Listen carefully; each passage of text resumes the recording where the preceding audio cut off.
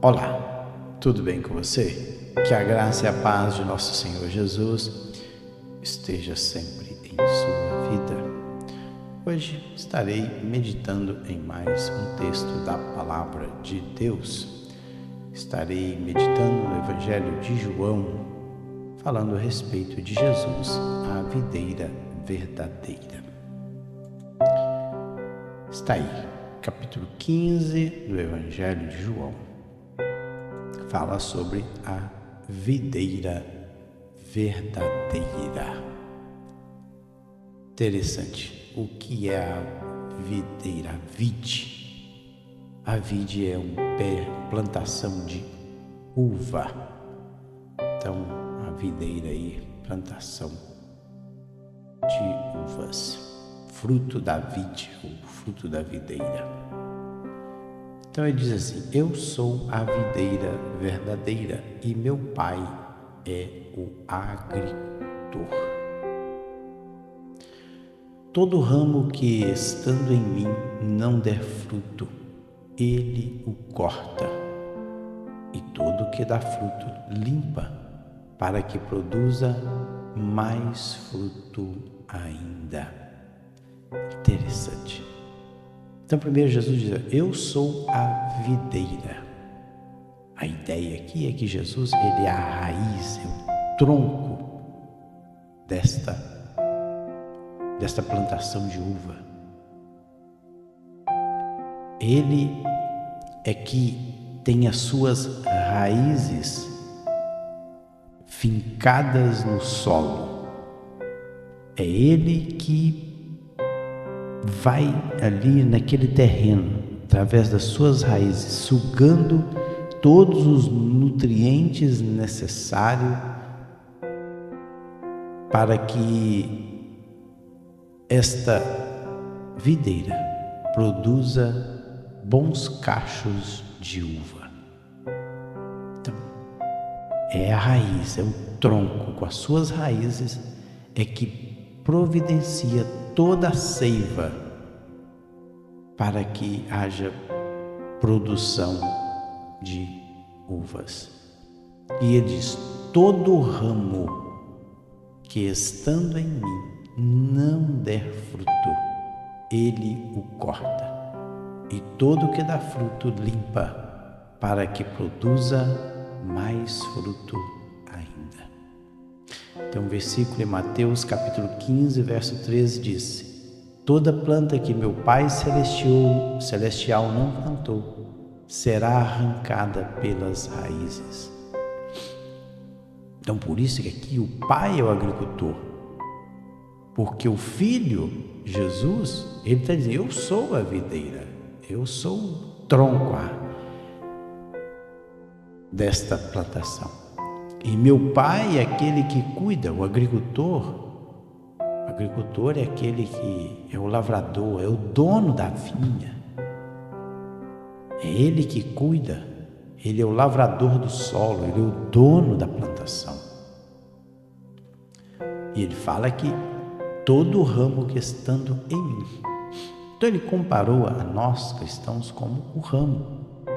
O ramo é um galho, é uma haste, é um broto, é um rebento da videira, é um ramo flexível da videira. Então esse galho, ele pode ser cortado, que o tronco ainda permanece firme ali, ele não morre. O tronco permanece firme, e quando esse ramo, esse galho for cortado, a videira, o tronco com as suas raízes permanecem firmes, inabaláveis, e pode produzir outros ramos. Por isso que ele fala: todo ramo que estando em mim não der fruto. Fruto aqui, o termo grego é karpos. Der fruto, ele o corta. E todo aquele que dá fruto, inclusive aqui, o karpos aqui, ele está aí no singular. O carpós está no singular. Não é frutos, fruto. Com certeza isso remete a Gálatas 5:22. Fruto do Espírito é. E vai assim, e todo que dá fruto, olha, e todo que dá fruto, novamente ele coloca no singular. Limpa, para que produza mais fruto ainda. E aí ele continua, Jesus continua. Vós já estáis limpos pela palavra que vos tenho falado. Então quem é que limpa? Quem é que corta os galhos? Quem é que tira aquele galho seco que não está mais produzindo o fruto do Espírito? Quem é que tira? É a palavra. Pode ver que vós já estáis limpo pela palavra. Aí limpo é puro, purificado. E a palavra é Logos. É a palavra de Deus. O próprio Jesus. Pode ver que nesse mesmo Evangelho, no capítulo 1, no princípio era o Logos estava com Deus e o Logos era Deus. Então o próprio Logos também é Jesus. É a palavra que procede dele, é que limpa o homem. E ele continua. Permanecei em mim e eu permanecerei em vós. Como não pode o ramo produzir fruto de si mesmo, se não permanecer na videira? Assim nem vós o podeis dar, se não permanecerdes em mim. Então aqui, interessante é que ele vai falar que, olha, ele vai ter um verbo aí, e esse verbo permanecer aí, é meno. Ele vai dizer que permanecei em mim e eu permanecerei em vós.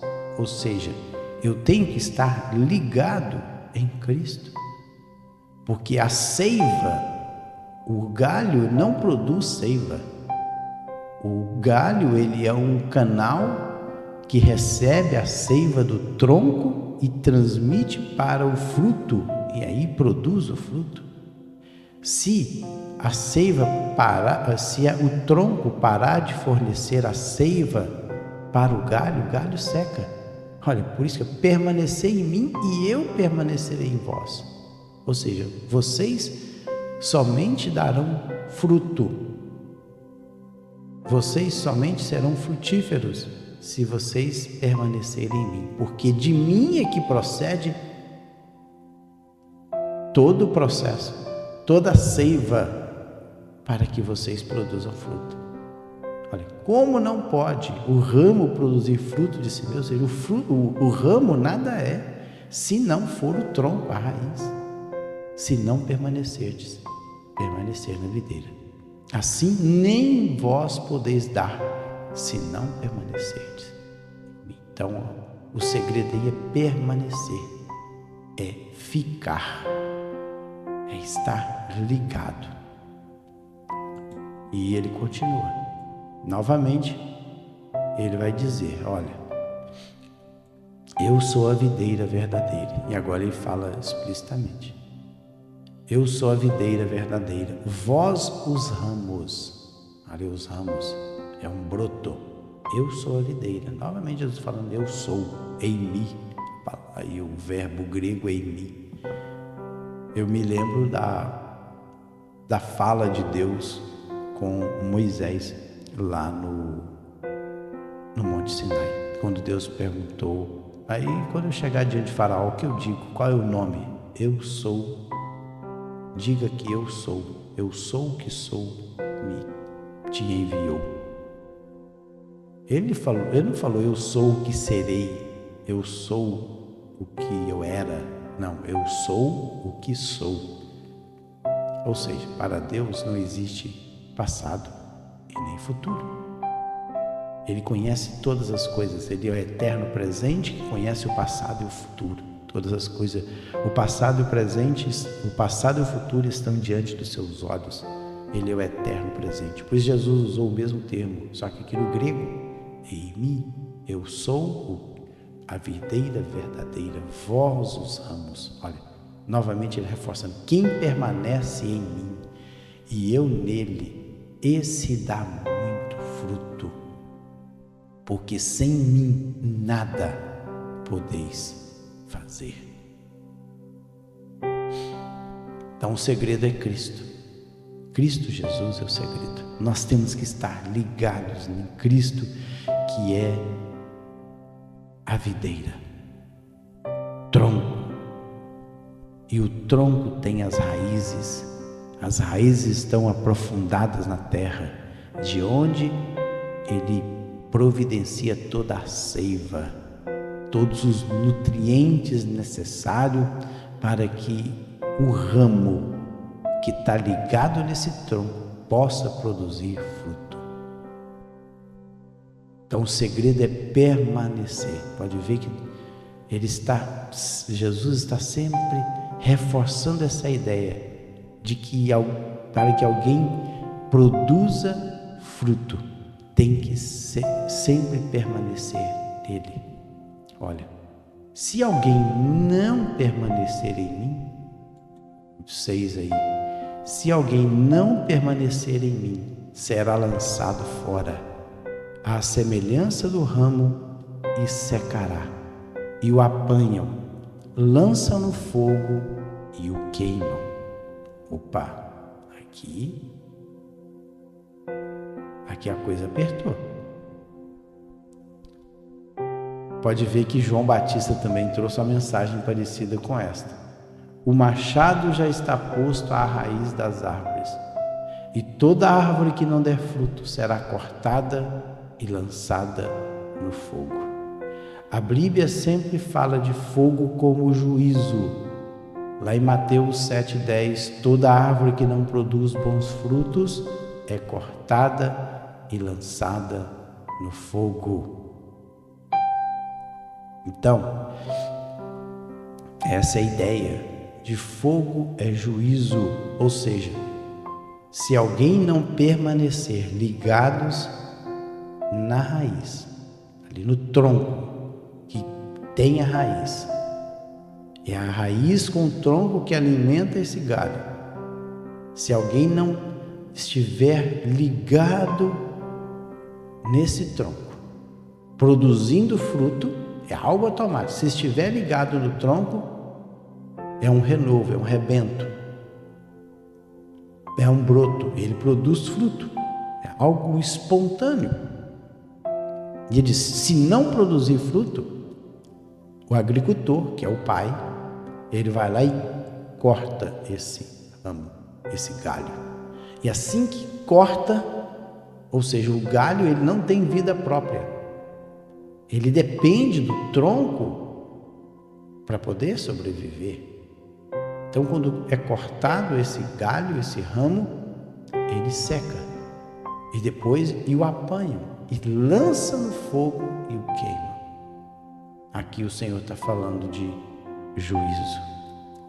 Todos aqueles que não estiverem em Cristo Jesus, não estiverem conectados na pessoa de Jesus, quando chegar o grande dia do juízo final, essas pessoas serão lançadas no fogo e ali elas serão queimadas eternamente. Parece algo pesado, mas é uma verdade. Muitos não acreditam nesta verdade, porque ainda não conseguem visualizar algo que está no futuro. E tudo aquilo que está no futuro, para muitos, é algo incerto e que provavelmente não vai acontecer. Pode acontecer ou também não pode acontecer. O fato é que a Bíblia é verdadeira. E quando ela diz que algo vai acontecer, é porque vai acontecer. É uma questão de tempo. Então é melhor não arriscar. é melhor permanecer ligado em Cristo, produzindo fruto do Espírito, conforme está lá em Gálatas 5:22. São 9 as características do fruto do Espírito, que começa com amor. Então, tem que permanecer em Cristo. Se não permanecer nele, diz aqui que será lançado fora. E lançado fora ele vai secar. E quando seca, automaticamente é lançado no fogo e são queimados. E ele continua aqui para encerrarmos esta meditação maravilhosa. Se permanecerdes em mim e as minhas palavras permanecerem em vós, pedirei o que quiseres e vos será feito.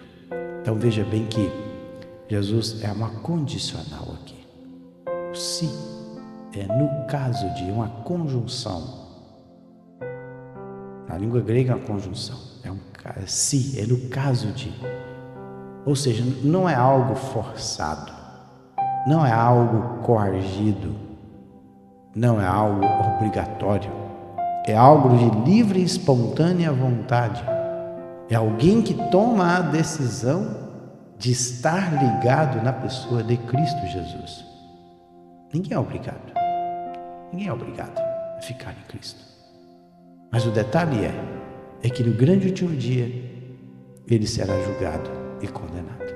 Mas não é obrigado. Mas as consequências virão.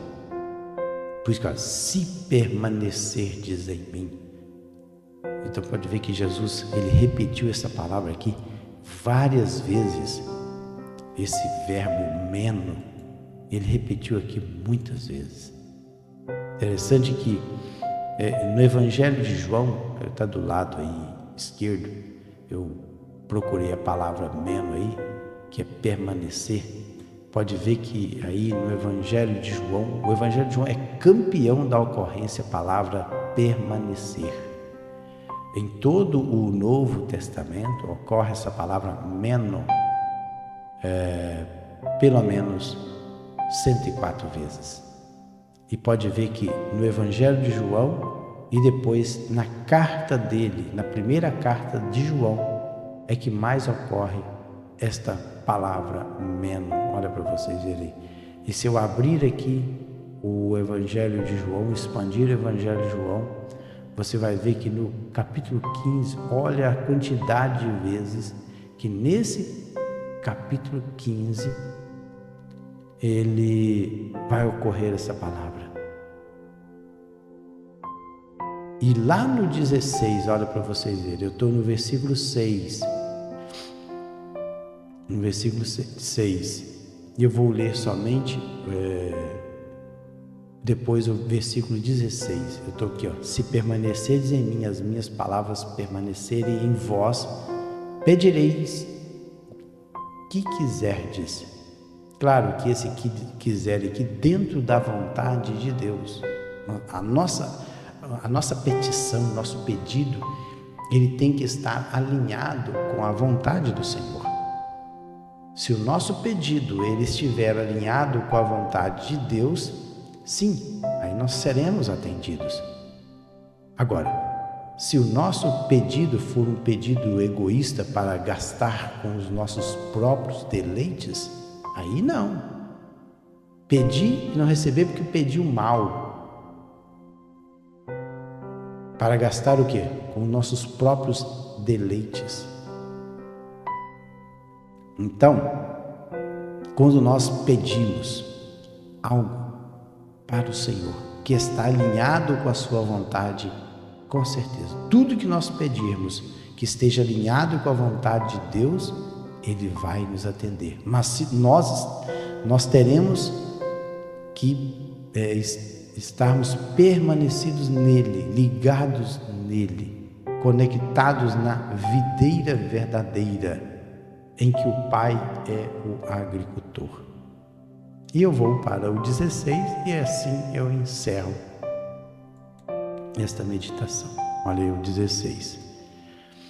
Não foste vós que me escolhestes a mim, pelo contrário, eu vos escolhi a vós outros e vos designei para que vades e deis fruto e o vosso fruto permaneça, a fim de que tudo quanto pedires ao Pai em meu nome vou-lo conceda.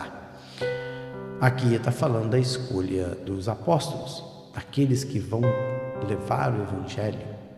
Aqui não é uma escolha para a salvação, aqui é uma escolha para o ministério da palavra, o ministério de pregação do Evangelho. E pode ver que ele fala: não foste vós que me escolheste a mim, pelo contrário, eu vos escolhi a vós outros e vos designei. Está falando com quem? Com os apóstolos,